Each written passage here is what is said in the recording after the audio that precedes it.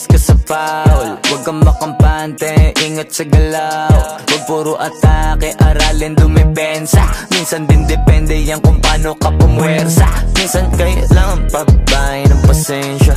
Isa yan sa mga pangunahing diferensya. Pag natambakan ka na doon ka magapit, pero pag nakalaman ka na nakakampante, sana kuha mo yung punto mula simula hanggang sa dulo. Dapat isagad mo yung laro mo. Dapat lagi nakatuto kada minuto. Balang araw maging icon. Gusto ko kagaya ko si Idol. Mala Michael Jordan no my score. Kilalang magaling pagdating sa ring. Balang araw maging icon. Gusto ko kagaya ko si Idol. Kaya yung tiyaga ko tina times 4. Rat-rat lagi parang rifle.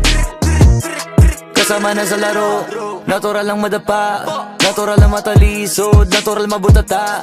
Di ka dapat atitina, di ka dapat mauga, di ka dapat ang ihina, di nila pwede makita. Kung matalo manalo, hanapin kung saan ka mali, para malaman mo rin kung saan mo kailangan magbawi. Yung pinakamagaling na ikaw, paano palabasin? Dapat ay wala kang pagkakataon na palalapasin. Pawala malambot na binte, kailangan buuan dibdib, at sa sarili may believe, kasi may gustong marating at patunayan sa marami kahit na paunti-unti na balang araw maging icon. Gusto ko kagaya ko si Idol. Mala Michael Jordan no my score.